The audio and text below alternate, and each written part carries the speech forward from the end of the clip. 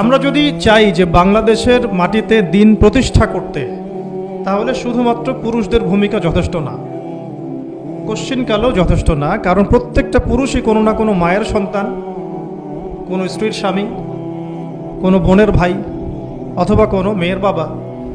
তাহলে যদি শুধু পুরুষবাচক শব্দে আমরা সমাজ সংস্কার করতে যাই, আমরা ব্যর্থ হব।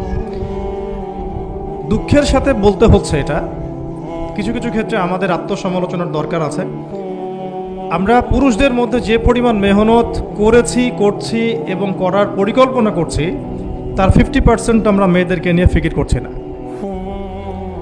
যে কোনো দিনই বোন যদি হেদায়েতপ্রাপ্ত হন আল্লাহর পক্ষ থেকে, তারপরে সে যে পড়াশোনা করবে, এই পড়াশোনা করার মতো উপযুক্ত প্রতিষ্ঠানও আমরা তাদেরকে দিতে পারি না। নিরাপত্তা, পর্দা এবং সহজলভ্যতা, যে সহজেই সে জ্ঞান শিখবে, নিরাপত্তার সাথে, পর্দার সাথে, বাসার কাছাকাছি মাহরামদেরকে সাথে নিয়ে, এমন পরিবেশ কিন্তু হাজারে একটা মেয়েও পাচ্ছে বলে আমার মনে হয় না। তো এই অবস্থা চলতে থাকলে আমরা ইসমাইল আলাইহিস সালামদেরকে জন্ম দিতে পারবো না। যদি প্রত্যেকটা পরিবারের কর্তা ইব্রাহিম না হন এবং মায়েরা হাজরা আলাইহিস সালাম এবং সারা আলাইহিস সালামের মতো না হন, তাহলে তো ইসমাইলি প্রজন্ম আমরা জন্ম দিতে পারবো না।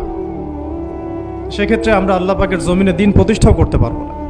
এই পৃথিবীতে আমাদের কাজটা কি? এক নাম্বার হচ্ছে আল্লাহ পাককে চিনতে শেখা, আল্লাহ পাকের সামনে আত্মসমর্পণ করা, তার নবীর সুন্নতগুলো মেনে চলা, হালাল খাওয়া, একটা আদর্শ পরিবার গঠন করা, সন্তানদেরকে মানুষ করা, দিনের দাওয়াতের কাজ করা এবং দিনটাকে আল্লাহর জমিনে প্রতিষ্ঠার চেষ্টা করা। এছাড়া কি আমাদের কোনো কাজ আছে পৃথিবীতে?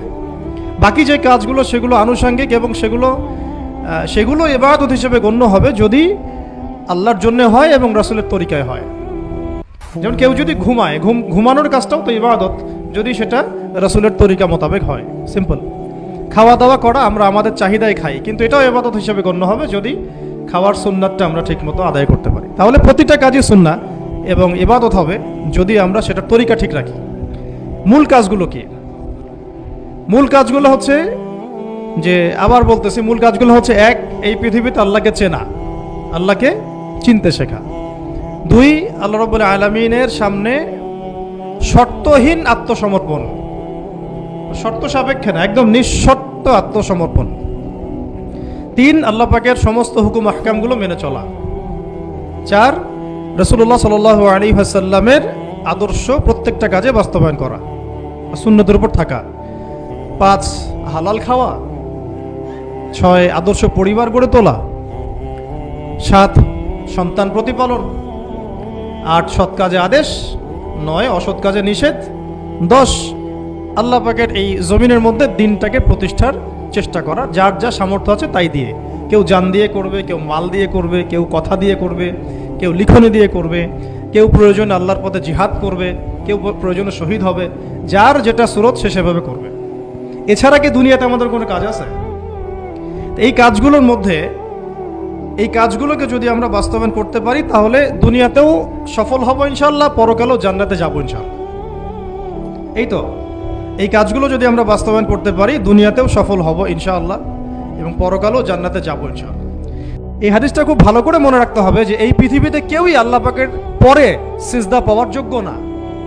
এমনকি নবীদেরকেও আল্লাহ পাক সিজদা করতে বলেন নাই, কিন্তু সেই নবী আমাদেরকে কিন্তু বলেছিলেন যে যদি আল্লাহ পরে কাউকে আমি সিজদা করতে বলতাম, তাহলে আমি স্বামীদেরকে সিজদা করতে বলতাম। এটাকে তসলিমা নাসরিন স্টাইলে বুঝলে হবে না। ওরা এটাকে এভাবে নিবে যে ইসলাম মেয়েদেরকে দাসত্বের শৃঙ্খলা আবদ্ধ করতে চাচ্ছে, হ্যাঁ, আত্মস্বাধীনতা দিবে না ইত্যাদি।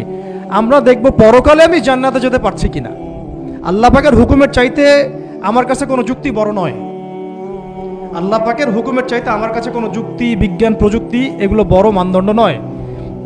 শুধুমাত্র স্বামীর আনুগত্য, বিশ্বাস, সম্মানের বদৌলতে দেখা যায় যে পুরোটা জীবন এই বেচারা আপনার জন্য ঢেলে দিবেন। আর এই জায়গায় যদি দেখা যায় ঘাটতি থাকে, তখন কোনো কোনো ক্ষেত্রে ভালোবাসা যথেষ্ট হয়ে ওঠে না।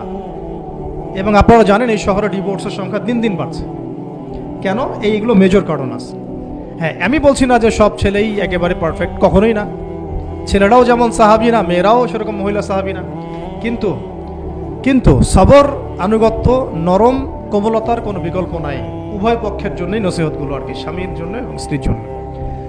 আরেকটা বিষয় হচ্ছে যে স্বামীর পরিবার নিয়ে খোঁটা না দেওয়া, স্বামীর যে বাবা মা ভাই বোন এই ব্যাপারগুলো নিয়ে খোঁটা দেওয়া না দেওয়া বা খোঁচাখুচি না করা, এবং তার যে অবদান আপনার প্রতি এটাকে অস্বীকার না করা, কুফরি না করা। একটা হাদিসের মধ্যে নবী সাল্লাল্লাহু আলাইহি ওয়াসাল্লাম কিন্তু বলেছেন যে বেশিরভাগ নারীর জাহান্নামে যাওয়ার কারণ কি, সাহাবীরা জিজ্ঞাসা করেছিলেন, তিনি বলেছেন তারা কুফরি করে। কি কুফরি করে? তারা কি আল্লাহর সাথে কুফরি করে? নবীজি বলেছেন না, বরং তারা সারা জীবন স্বামীর যে দিয়ে যাওয়া যে স্যাক্রিফাইস বা অধিকার, এটাকে হঠাৎ করে অস্বীকার করে বসে, হঠাৎ কোনো একদিন অস্বীকার করে বসে। এটার কারণে দেখা যায় আল্লাহ পাক নারাজ হয়ে যান। আল্লাহ রাব্বুল আলামিন তো একজন ব্যভিচারী নারীকেও জান্নাত দিয়েছেন মাত্র কুকুরকে পানি পান করানোর কারণে। আবার একজন নারীকে বিড়াল বেঁধে রেখে কষ্ট দেওয়ার কারণে জাহান্নামে দিয়েছেন। তো জবান এমনই একটা কঠিন জিনিস, যেটাকে নিয়ন্ত্রণে না রাখলে আমাদের জন্য ক্ষতি হবে। আল্লাহ পাক আমাকে আপনাদের সবাইকে জবান হেফাজতে রাখার তৌফিক দান করেন। আর কিছু বিষয় হচ্ছে, কিছু শাসন সমাজে থাকে, মানে পরিবারের মধ্যে থাকে। এই শাসনগুলো কখনোই মেয়েদেরকে বিপথে নিয়ে যাওয়ার জন্য নয়, বরং যে আপনাকে মহব্বত করবে সেই আপনাকে শাসন করবে। যে আপনাকে মহব্বত করে সেই কিন্তু আপনাকে শাসন করবে। যার আপনার ব্যাপারে কোনো কেয়ার নাই সে কিন্তু আপনাকে শাসন করতে আসবে না। আপনি কোথায় যান তার তো কোনো যায় আসবে না। আর যে আপনাকে চাইবে, জোর করে টেনে নিয়ে আসতে চাইবে জান্নাতের পথে, সে কিন্তু আপনার উপর মাঝে মাঝে শাসন করতে পারে। ওই অধিকারটুকু দিতে হবে। আর আমাদের মেয়েদেরকে ওই মেজাজেও তৈরি করতে হবে। তো পারিবারিক বিষয়গুলোর ক্ষেত্রে আসছিলাম, এটা একটু পরে আবার আসতেছি ইনশাআল্লাহ, যে ইলমের সাথে আমলটা খুব জরুরি। এবং আমলের ক্ষেত্রে শুধু নামাজ, রোজা, হজ, যাকাত এটাকে আমি মিন করছি না। মিন করছি যে আমার বাবার সাথে সম্পর্ক, মায়ের সাথে সম্পর্ক, আত্মীয়দের হক আদায় করছে কিনা, প্রতিবেশীর সাথে রিলেশন ঠিক আছে কিনা, এবং স্পেশালি পরিবারের স্বামীর সাথে আমার এই বিষয়গুলো ঠিক আছে কিনা। তো এগুলো যদি ঠিক থাকে, অল্প আমল যথেষ্ট হয়ে যাবে ইনশাআল্লাহ তাআলা।